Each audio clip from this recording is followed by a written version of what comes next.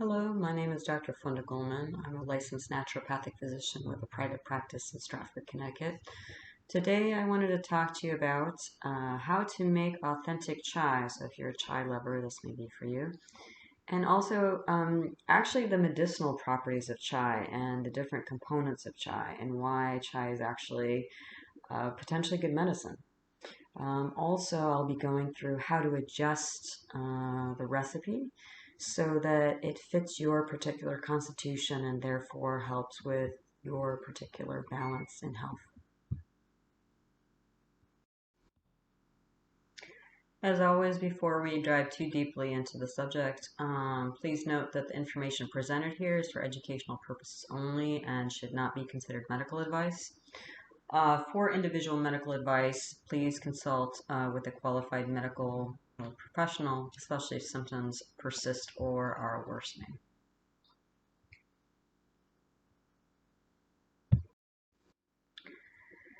So why is chai good medicine? We'll get into that. So first we'll cover the recipe, sort of a basic recipe, and then we'll go through the individual components or ingredients and what each of them does medically in the body.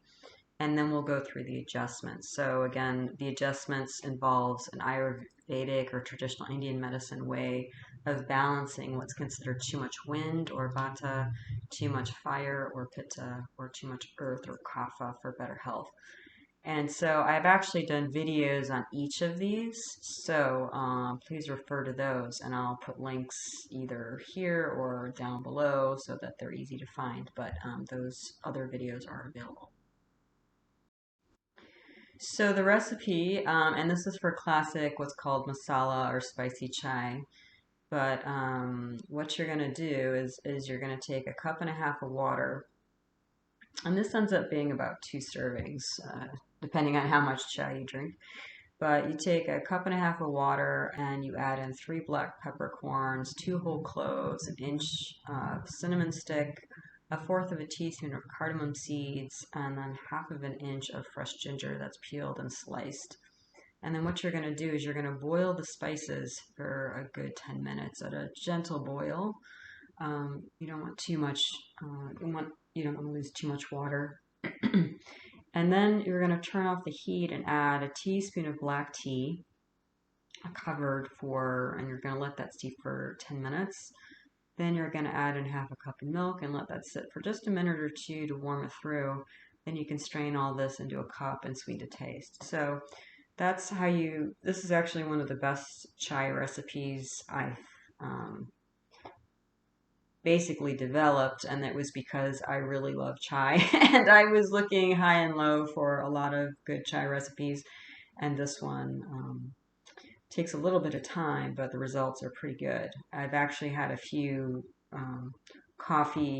really dedicated coffee people who said they can only drink coffee in the morning, and when they try this recipe they actually switch to this. So hopefully that's a testament to it being a pretty good recipe. In any case, let's go through. So each ingredient in chai is actually quite medicinal on its own. And so when you put these components together, you actually get a pretty nice tonic. Besides it being tasty, you get a pretty nice tonic for general health. So if we look at cinnamon, cinnamon is involved with relieving pain and tension, so the nervous system. Regarding the respiratory system, it helps with colds, cough, congestion, bronchitis, so it kind of helps with lung stuff. The cardiovascular system itself, it helps with cold extremities, improving circulation, is a general heart tonic. For the GI, it helps with indigestion, diarrhea. It also increases appetite. So if you might have lost your appetite for some reason and need to increase that, it's helpful. It actually helps with frequent urination because, again, it relieves tension. So if you're feeling kind of stressed out, or if your bladder is feeling kind of stressed out, cinnamon can be good on that level. The musculoskeletal system, cinnamon is actually good for arthritis, again, because it's a gently warming herb and it helps with circulation. So it tends to warm up the body generally and also joints. For the immune system, it does have some antibacterial properties as well as antifungal properties. For men, it tends to increase semen and also helps with impotence, again, because it does have gentle support. It offers gentle support for circulation. So, for guys who are looking to become fathers, this may be a helpful herb on that front. For women, it's also very helpful with painful, absent, or excessive menses. It tends to level things out a bit because it, again, provides a gentle, warming herb and provides gentle circulation. And also because it helps with circulation, it tends to help, gently with ovarian cysts, fibroids, and endometriosis, because a lot of those conditions are seen as conditions where there's congestion. So again, the gentle warming circulation that cinnamon provides is helpful on that front. Nutritionally, it has a lot of bioflavonoids, so it can help with gently improving like vascular tone, because that helps there. It can also help with improving like the mucous membranes in the nose and respiratory system, that sort of thing.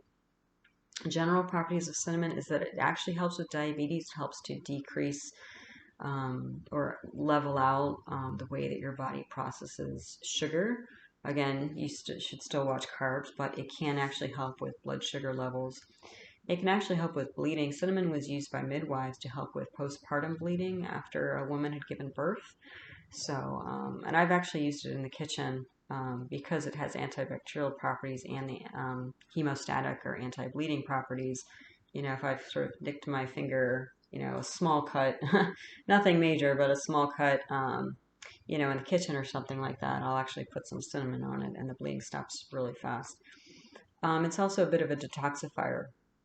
And of course, the flavoring is pretty well known around the world. So it does have quite a few similar properties as ginger, but it's not as aggravating for somebody who's hot or who has too much pitta. So they can be used to some extent interchangeably. And it actually helps to digest black tea. So that's part of why it's in a sort of classic, chai recipe. Caution though, in pregnancy, only low doses of cinnamon. So that's just cinnamon by itself. So, we've got other herbs to talk about here. So cardamom, that's also often in traditional formulas for chai. Cardamom is also an antispasmodic, so it has that sort of like nervous system relieving, soothing, type energy to it. It also helps with respiratory system colds, cough, bronchitis, asthma, hoarseness. So especially when there's some dryness involved in the lungs, it tends to be very helpful. Cardiovascular system, it does help with hemorrhoids. So it does have this sort of like again, tonifying effect for the vascular system. So you can see that there's some already, like just between these two herbs, there's some themes here, and why you can start to see why when you build up a recipe with chai, it becomes a tonic for the body in a lot of ways. Also, in the GI system, it helps with indigestion, nausea, vomiting, belching, acid regurgitation, gas. It's a gentle liver and bile stimulant. The GU system, it's also diuretic and helps with burning urination. So again, it tends to have this sort of soothing property to it, more so, a little bit more so than cinnamon. It does help with morning sickness, so for women who are experiencing that, it can be helpful. It does actually, in Ayurveda, they consider it to have also spiritual properties, so it tends to be a balancer for the fourth chakra or the heart chakra. It stimulates and clarifies both the mind and the heart. Also, general properties of it, it tends to neutralize mucus. That's the mucus forming properties of milk. So if you add milk to your chai, cardamom actually prevents it from creating too much mucus in the body. We'll talk about milk separately. It also helps to antidote, to some extent, not completely, the caffeine in drinks such as coffee and tea. And general properties of it, it does help with sexual debility, so some similar properties as cinnamon. It does also help with bleeding. It's really nice flavoring, one of my favorites actually, and it helps to digest bananas. So if you ever want to, if you have problems eating bananas, you can add a little bit of cardamom and it might help.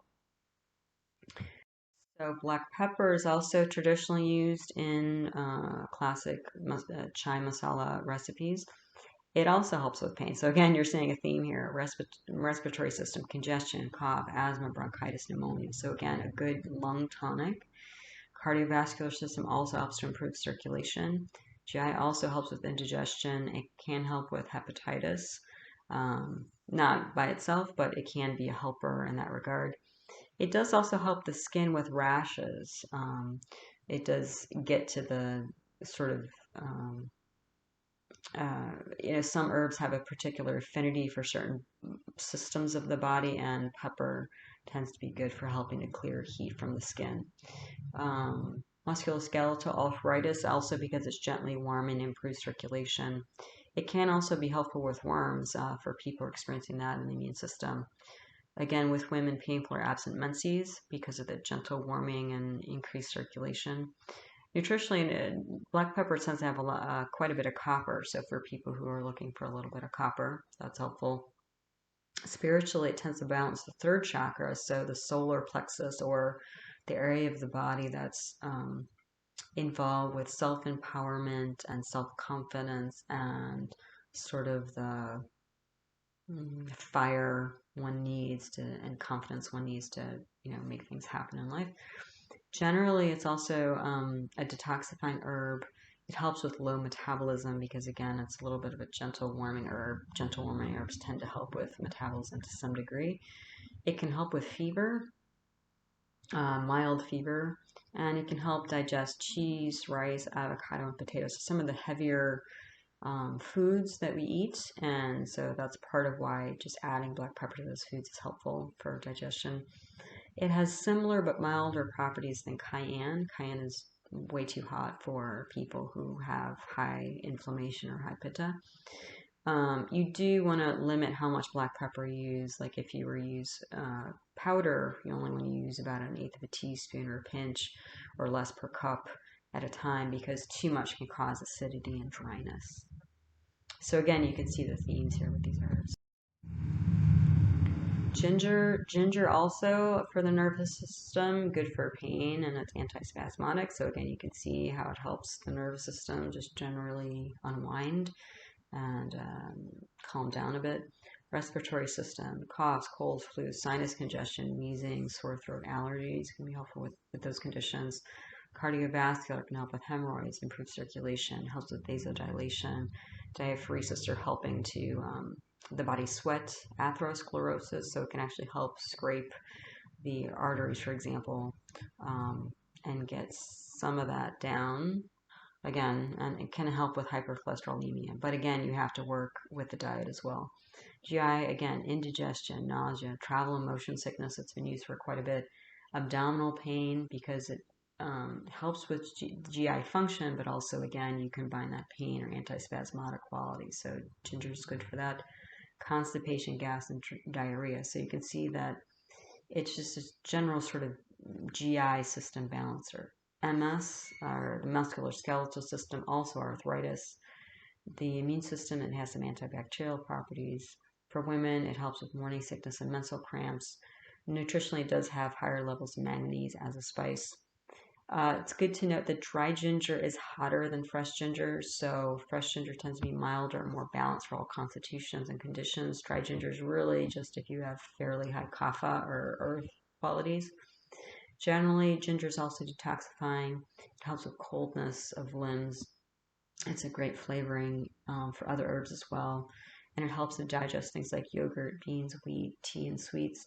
It is contraindicated in high pitta and fever, ulcers and reflux, and only low doses should be used in pregnancy. Also, high inflammation generally, such as skin disease, also gallstones and bleeding. It can be a little bit too hot for those situations. So clove, so you can see that of the 4 herbs we've talked about so far, ginger was the hottest, and so might be a consideration depending on your constitution. And then we have clove, and clove is definitely the hottest of the 5. So clove may be the one to, and we'll talk about again adjusting, but clove may be a little bit too intense for some people. But again, as far as the nervous system, pain and antispasmodic qualities. So again, you see the same theme here. The respiratory system, colds, cough, asthma, congestion, laryngitis, because it is a fairly hot herb and it warms up the lungs. Cardiovascular system, it can help with low blood pressure because it is a little bit of a stimulant.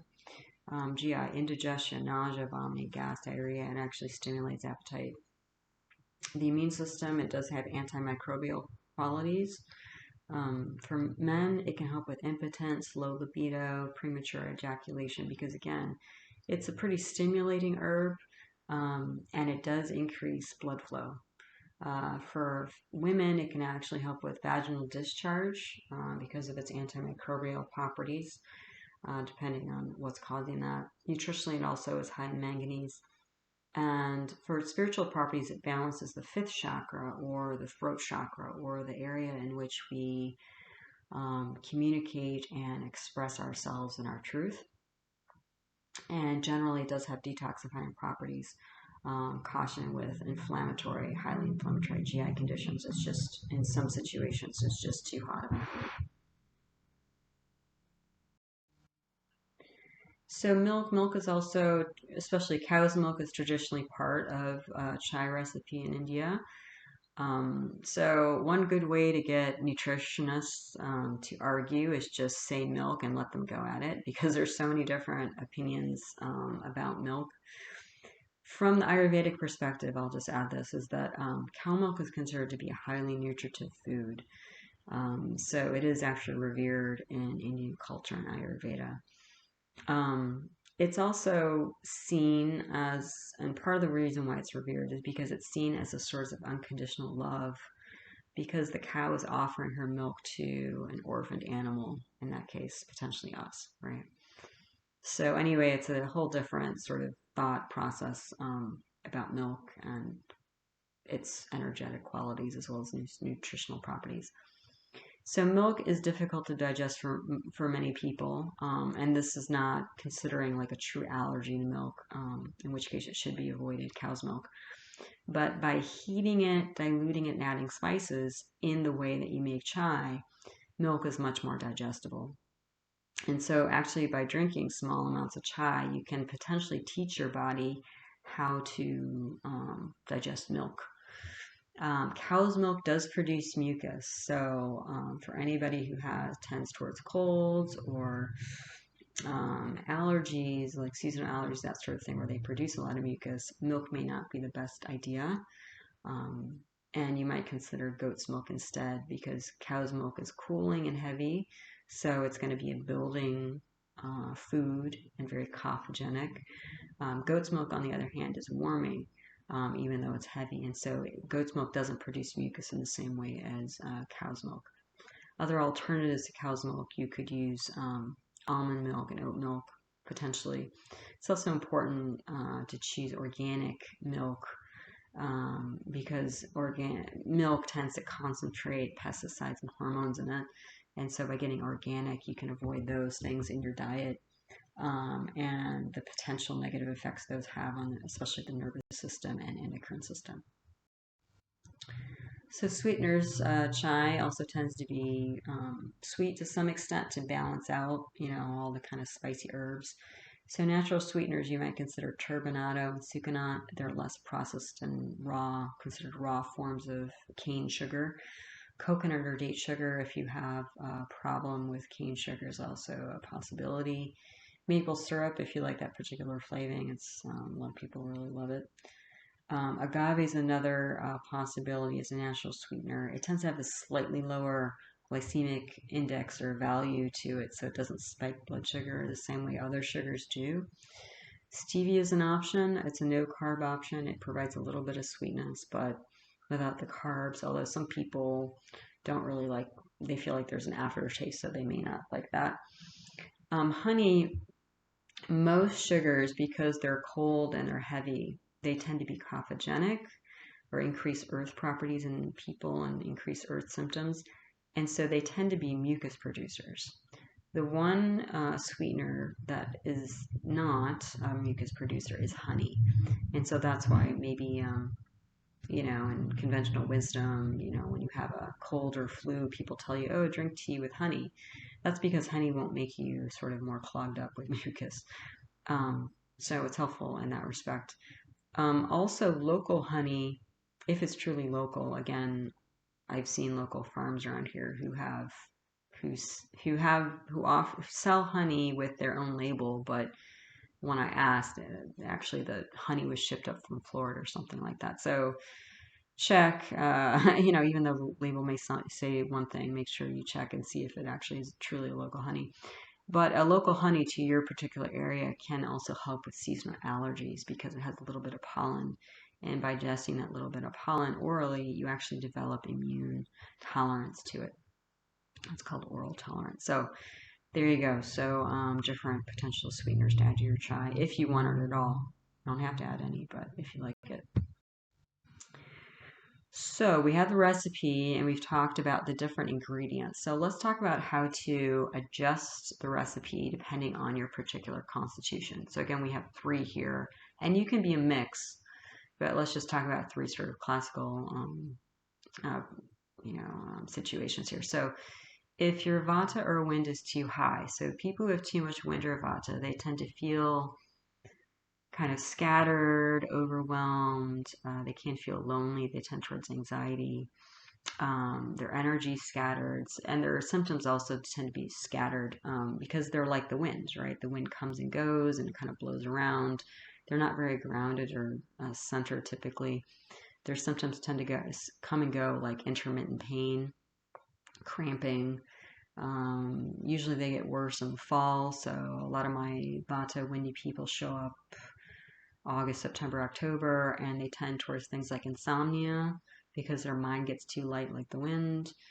They tend towards arthritis because their joints, their body's getting a little bit cold and cramped. They turn towards gas, bloating, constipation because they're getting windy in the gut and their colon is getting dry and cold like the wind. So in that case, just as a simple example, again, check with the full-length video just on Vata and wind symptoms that I've created. But in general, windy people and people with windy symptoms want to decrease extremes because the wind is already kind of coming and going. It's not very settled. It's here and there. And so they tend to do best with moderate, gentle flow in food and in life, in activities. So if you look at this recipe, cinnamon's okay, cardamon's okay, black pepper's okay. Fresh ginger is okay. I wouldn't do dry ginger because dry ginger is too hot. I would also probably eliminate clove. Clove is a pretty hot herb. And Vata, it's a cold constitution and they do well with heat, but they don't do well with extreme heat. So you might eliminate the clove in the recipe. And also the tea, caffeine really gets Vata people spinning as if they're not spinning enough already. So you really want to consider using decaf black tea in the recipe. The cow's milk, a natural sweetener, tend to be really grounding and balancing. So you get the warm herbs to help with coldness, and you get the cow's milk and the natural sweetener to help with grounding. And cow's milk generally tends to be pretty good for Vata people because they tend to be dry, so they tend to need that mucus producing property from cow's milk. But it depends on the person. But generally, this is a way to take the recipe and make it work for Vata people. For Pitta people, these are people with too much fire, so too much inflammation. Mentally, they tend to be the most organized, goal-oriented, task-driven people. They tend to have a very strong mind and they're very clear and sharp, but they can also, that clearness and sharpness, if they get out of balance and too high in the pitta, they can get frustrated, impatient. They can get, if it gets really extreme, violent, just because there's just too much heat in their mind. And then inflammation of all kinds in the body. So inflammation of the gut, inflammation of the skin, inflammation of the joints. Anything hot and fiery is usually an indication that there's too much pitta or fire in that person. So the general idea here for those people is to decrease heat in this recipe. So cinnamon, cardamom, black pepper, those tend to be okay because they're warming, but they're not too hot. Fresh ginger, maybe, maybe not. Depends on how pitta or fiery the person is. If they're really fiery and they have like reflux, for example, fresh ginger's going to be too much for them. They may want to, work on getting that fire down, and then they may be able to add in small amounts of fresh ginger in the cold months. In the summertime, they may want to skip ginger altogether. Dry ginger is definitely too hot for pitta people. Clove also tends to be way too hot for them, so you should eliminate that. Black tea. So they also are not great with caffeine for different reasons. So Vata people, they're already kind of scattered and nervous. They tend to be the most sensitive types. And the caffeine just like puts them over the edge for that reason. Pitta fiery people aren't good with caffeine because they're already pretty driven, and they can get like really fanatical sometimes, and overdo it and kind of workaholic. They can kind of push themselves and other people too much, and so the caffeine kind of reinforces that drive, and they need to kind of chill out a little bit. So you might also consider decaf black tea in their recipe. Cow's milk also tends to be a good idea because cow's milk is cooling and heavy. It tends to cool out, that natural heat producing property that pitta people tend to have. Um, so cow's milk generally for them is a good idea. And then natural sweeteners. Natural sweeteners also particularly important for pitta because pitta, they tend to be the most chemically sensitive. So if you use like white sugar, they have to really process that, and then they bleach it to make it really white. And so some of that, they get a lot of it out, but there's still some remaining in the product. So especially natural sweeteners tend to be the most important for pitta. So kapha, earth symptoms tend to be heavy and cold, like the earth. So you really actually want more heat generally for these folks, and you want kind of more stimulation, and you want to decrease heaviness. So earthy people mentally, they tend to be very sweet and very gentle. When they're in balance, they're very compassionate and they're very generous, really service-oriented people. When they get out of balance, they can get really kind of mopey. They can get attached to things and people because they sort of get a little bit clingy. And they can also get depressed because the mind gets too heavy. Physically, they tend towards things that are where the body just builds things in the body. So they build gallstones and they build kidney stones and they build, just mass. So they tend to have the most trouble with gaining weight. Their blood tends to be heavy with too much cholesterol or too much sugar, so diabetes. They can build lipomas in the body, that sort of thing. For women, they can build like fibroids, for example. So these are all situations where there's too much earth, coldness, heaviness, congestion. Kapha people and symptoms also, they tend to produce mucus. So like colds or seasonal allergies where people are just kind of stuffed up. That's usually because they have kind of too much kapha going on. So these people want the heat to kind of, that heat to balance all that cold heaviness. So cinnamon, cardamom, black pepper, yes. They may actually want to, if you're kapha enough, you may actually want to consider dry ginger because, again, it's hotter than fresh ginger. And you probably want that clove as well because, again, it's a hotter herb. So you want all that heat to balance the kapha. Black tea, of the three types, regular black tea that has a little bit of caffeine, kapha people do the best with it. Again, people should really consider caffeine in general, but because caffeine does give you a little bit of push and it creates dryness, that is actually potentially more balancing for kapha types than the other two. Because kapha people tend towards mucus production and congestion, phlegm, they may want to skip the cow's milk because it's cold and heavy, and they may want something like goat milk, which is heavy but warm. It doesn't have that mucus producing property, and they may want something like almond milk or oat milk because the plant-based milks tend to be lighter in general. And then as far as sweetener, because most sweeteners are cold and heavy and that sort of thing, kapha, they have the worst time with them. So they may want to choose stevia because it's lighter, or honey because it's warming and non-mucus producing, or they may want to skip the sweetener altogether. So there you go. So again, one recipe, but it's actually a pretty good case study for how to take a recipe and make it more Vata friendly, pitta friendly, or kapha friendly. So you kind of get a general idea of what direction to take things, that recipe, and then how to adjust, such as we've just done. So that's it. So you have the recipe and all the information, and all of that actually information is from a book I wrote called Drink to Your Health: Medicinal Teas, Juices, and Milks from Around the World. And copies are available on Amazon if that's something of interest.